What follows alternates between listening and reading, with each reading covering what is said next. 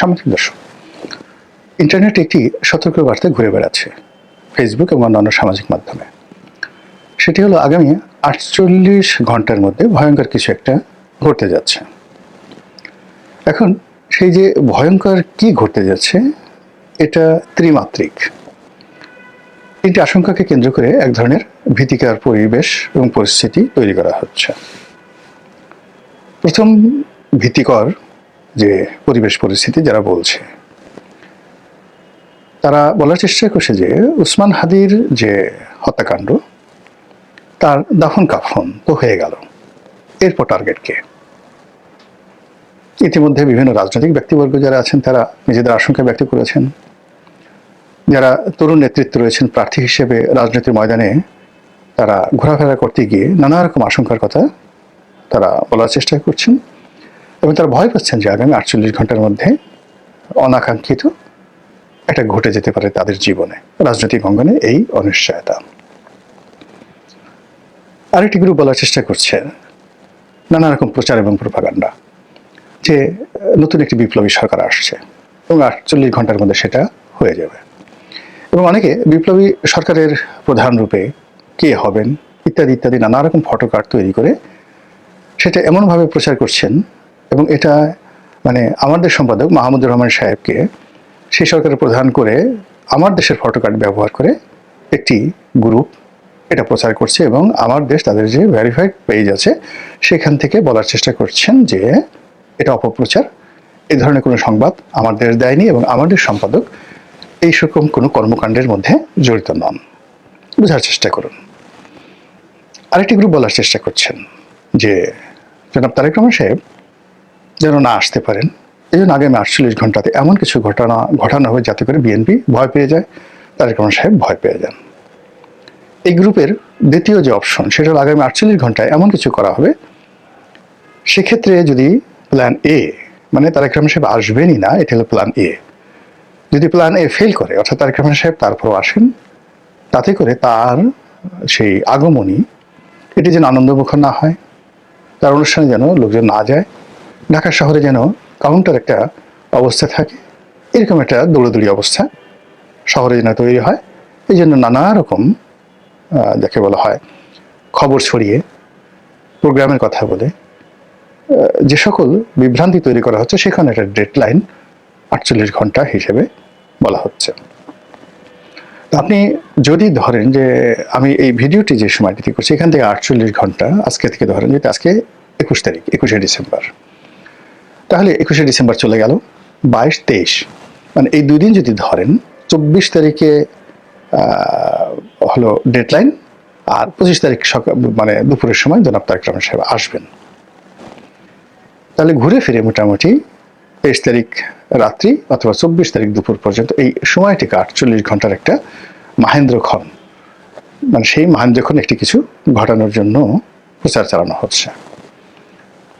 এর বাইরে আওয়ামী লীগের পক্ষ থেকে নানা রকম ফিসফাস, নানা রকম কথাবার্তা, যেগুলো এই বাংলাদেশে বসে আমাদের পক্ষে এগুলো উচ্চারণ করাটাও আমাদের পক্ষে উচিত না, সম্ভব না। কিন্তু আওয়ামী লীগের যে অসংখ্য বট বাহিনী এখন আছে, তারপর যারা মূল ধারার একসময় খুব সেলিব্রিটি ছিলেন গণমাধ্যমের, খুব বড় সাংবাদিক, রাজনৈতিক বিশ্লেষক, তারা প্রকাশ্যে দেশের বাইরে থেকে আগামী ৪৮ ঘন্টার মধ্যে যে সকল ঘটনা ঘটতে পারে যে আশঙ্কার কথা বলছে, মানে এটা না বলাই ভালো, খুবই খারাপ কথা তারা বলছে।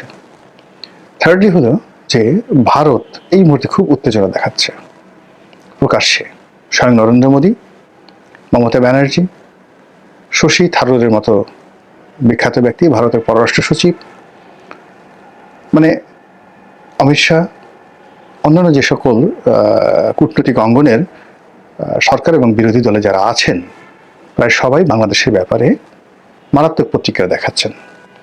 ভারতের যে সকল সাংবাদিক বাংলাদেশ নিয়ে কন্টেন্ট তৈরি করেন, বিভিন্ন পত্রপত্রিকা লেখেন, সাক্ষাৎকার দেন, এমনকি বিবিসিতে কথাবার্তা বলেন, তারা সবাই বলার চেষ্টা করছেন যে ভারতের ধৈর্যের বাঁধ ভেঙে গেছে এবং তারাও এই 48 আওয়ার্স শব্দটি উচ্চারণ করছে।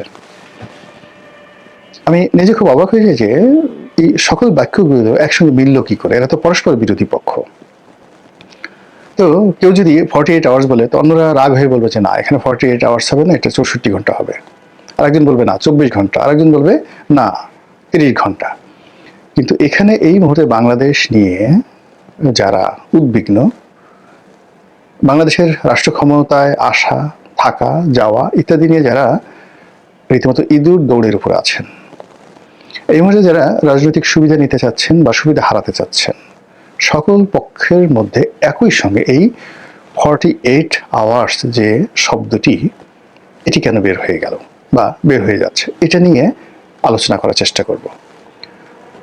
প্রথম, আপনারা যারা নিশ্চিন্ত হতে চান যে কিছুই ঘটবে না, তারা হতে পারেন এই কারণে যে কখনো তারিখ ঘোষণা করে ডেডলাইন দিয়ে কখনো মারামারি হয়নি, কখনো এরকম একেবারে সময়ক্ষণ মহেন্দ্রক্ষণ বর্ণনা করে পৃথিবীর কোনো দুর্ঘটনা অথবা সুঘটনা ঘটানো যায়নি। নর্মালি এই ধরনের পরিবেশ পরিস্থিতি তৈরি হয় সেই যাকে বলা হয় একটা আতঙ্ক এবং ভয় সৃষ্টির জন্য। এটা অর্ধেক আপনি ধরেন পৃথিবীর, মানে যাকে বলা হয় যত এই ধরনের আতঙ্ক ছড়ানো হয় তার 50% ভয়েড, 50% যাকে বলা হয় বোগাস, এবং কেবলই মাত্র স্বার্থ সিদ্ধির জন্য এই কাজগুলো করা হয়। তো সেই অর্থে 48 আওয়ার্সের মধ্যে কিছুই হবে না, অর্থাৎ 24 তারিখ পর্যন্ত কিছুই হবে না। যা কিছু হওয়ার বা যেভাবে স্বাভাবিকভাবে যা কিছু চলছে ওভাবেই চলবে। যে আতঙ্কের কথাগুলো বলা হচ্ছে সেই আতঙ্কগুলো হয়তো ঘটবে না 50% ক্ষেত্রে। আর আরেকটি আতঙ্কের বিষয় রয়েছে, সেটি হলো যে যখন মানে সকল মানুষের মুখ দিয়ে, অন্তর দিয়ে, যাকে বলা হয় চোখ মুখ দিয়ে, পঞ্চ ইন্দ্রিয় দিয়ে একটি বিষয় অনুভূত হয় এবং মানুষের জবান দিয়ে একটি কথা বের হয়ে যায়, তখন সেটা প্রকৃতি ঘটিয়ে দেয়। উদাহরণ হিসেবে বলি, যেমন শেখ হাসিনা পালায় না, শেখ হাসিনা পালিয়ে যাবেন, বাংলাদেশে টিকতে পারবেন, এই কথাগুলো কিন্তু আগস্ট মাসের 5 তারিখের আগে, মানে যখন মেট্রো রেল পুরলো এবং শেখ হাসিনা যখন ওটা দেখতে গেলেন, ঠিক তার আগে তিনি খুব বড়াই করে বলেছিলেন যে শেখ হাসিনা পালায় না, সংবাদ সম্মেলনে পালাবে না। ওয়াজির কাদের বলেছিলেন যে মরে গেল পালাবো না, মির্জা ফখরুলের বাড়িতে গিয়ে উঠবো, থাকতে দেবেন তো। মানে এই যে তার যে কথা, এগুলো কান্নার মতো ছিল এই কথাগুলো। এখন এই কথাগুলো তিনি বলতে চাননি, কিন্তু তার মুখ দিয়ে কিন্তু বের হয়ে গেছে। শেখ হাসিনা কোনোদিন পালাবেন না, পালায় না, এই কথাগুলো তিনি বলতে চাননি বা অতীতে কখনো বলেনি, কিন্তু ওই সময় তার মুখ দিয়ে এই কথাগুলো কিন্তু বের হয়ে গেছে। টেকনাফ থেকে তেঁতুলিয়া পর্যন্ত সমস্ত মানুষ গত কয়েক বছর যাবৎ শুধু বলছিল যে আওয়ামী লীগের জন্য এমন একটা পরিণতি আসবে যে তাকে পালাতে হবে। একই অবস্থা বঙ্গবন্ধুর ক্ষেত্রে। বঙ্গবন্ধুর 15 আগস্টে যে নির্মম পরিণতি এলো, সেটা কিন্তু বঙ্গবন্ধুর যারা ঘনিষ্ঠজন তারা 1974 সনে টের পেয়েছিলেন। আমাকে একজন লোক বলছিলেন জনাব তাজউদ্দিন আহমেদ সম্পর্কে, ভদ্রলোকের নাম আমার মনে নেই, খুব সিনিয়র একজন পলিটিশিয়ান। তো তিনি সেই 1974 সনে দিল্লিতে যাচ্ছেন, তাজউদ্দিন সাহেব, এবং দিল্লি এয়ারপোর্টের তার সঙ্গে তার দেখা হলো। এবং তখন যে ভদ্রলোক আমাকে বলেছেন তিনি বঙ্গবন্ধুর খুব ঘনিষ্ঠজন ছিলেন, আর তাজউদ্দিন সাহেব তখন বঙ্গবন্ধুর বৃক্ষে পরিণত হয়েছিলেন, তাকে দেখতে পারতেন না। তো তখন তাজউদ্দিন সাহেব ওই ভদ্রলোকে হাত ধরে বললেন যে দেখো, তোমার নেতা নিজেও মরবেন, আমাদেরকেও বাঁচতে দেবেন না। দেখুন, তাজউদ্দিন সাহেব মরেছেন, বঙ্গবন্ধু মরেছেন, এবং এই কথা 1 বছর আগে দিল্লি এয়ারপোর্টে তারা কিন্তু পরস্পর আলোচনা করেছে। এবার আমি আমার নিজের একটা অভিজ্ঞতার কথা বলি। 2012 সনে পার্লামেন্টারি কমিটির বৈঠক হচ্ছে। শেখ হাসিনা খুব ঘনিষ্ঠ একজন মানুষ, যিনি এমপি ছিলেন, খুব মন্ত্রী ছিলেন, খুব বড় মন্ত্রী ছিলেন, এবং খুবই জ্ঞানী গুণী জাননেওয়ালা একজন লোক। এক নামে বলবেন, যেহেতু এখন তিনি জেলে আছেন, আমি এই কথাটা বলতে চাচ্ছি না, তার নামটা বলতে চাচ্ছি না, কিন্তু ঘটনা বলতে চাচ্ছি।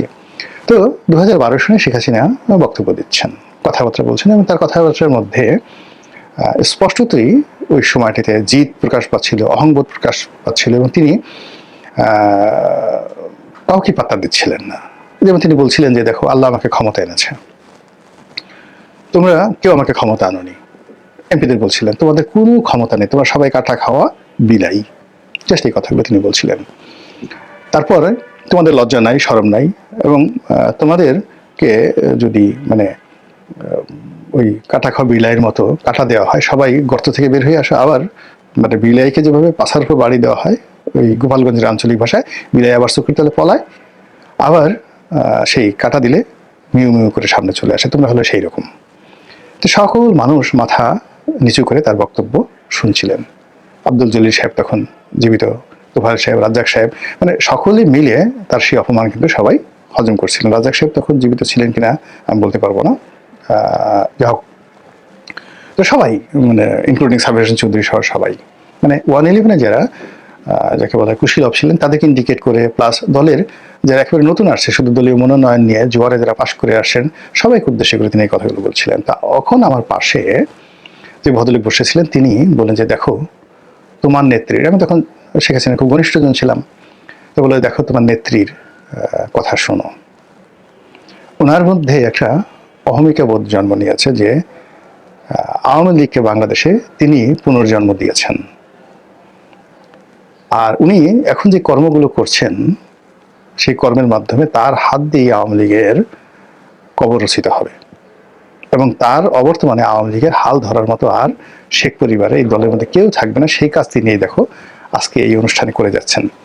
দলীয় নেতা যদি তার নেতাকর্মীদেরকে সম্মান না করে, দলীয় নেতা যদি তার নেতাকর্মীদেরকে অপমান করে, তাদেরকে তাদের মেরুদণ্ড ভেঙে দেয়, তাহলে আর যা হোক দালাল হবে, তাবেদার হবে, টাউট হবে, বাটপার হবে, সবকিছু হবে, কিন্তু দল পরিচালনা করার মতো নেতা থাকবে না এই দলে। 2012 সনে সেই ভদ্রলোকের বক্তব্য। তারপরে তিনি দলের সঙ্গে ছিলেন, মন্ত্রী হয়েছেন, সবকিছু হয়েছেন, এখন আবার জেলে আছেন। তো এই হলো মানুষের মুখে দিয়ে যে কথাগুলো বের হয় সেই কথার বাস্তব রূপ, আড়ালে আবদালে যে কথা হয় সেই কথার বাস্তব রূপ। তো এভাবে আপনি বেগম জিয়ার কথা চিন্তা করেন, তারেক রহমান সাহেবের কথা চিন্তা করেন, তাদের জীবনের যে খারাপ পরিণতিগুলো এসেছিল সেই খারাপ পরিণতিগুলো কিন্তু মানুষের মুখে মুখে ঘুরে ফিরে বেড়াতো, এবং তাদের এখন যে সকল দুর্নাম বদনাম আছে রাজনৈতিক অঙ্গনে যাদেরই আছে, এই কথাগুলো কিন্তু সেই আগেই তাদের মুখ দিয়ে বের হয়ে গিয়েছিল। আপনি দেখুন এই সময়টিতে ডক্টর মোহাম্মদ ইউনূস যা করছেন, জামাত যা করছেন, অন্যান্য মানে যে সমস্ত লোকজন করছেন, তা কিন্তু আমাদের দেশের আমজনতা অনেক আগেই সেই বলে দিয়েছে যে এটা হতে পারে, জামাত ক্ষমতা আসলে এই কাজ করবে, ক্ষমতা পেলে এই কাজ করবে, বিএনপি যদি আগামীতে দেশ পরিচালনার দায়িত্ব পায় তারা এই ভুল করবে, ইত্যাদি ইত্যাদি ইত্যাদি সবকিছু দেখেন সেই ঘটনাগুলি কিন্তু ঘটে যাচ্ছে।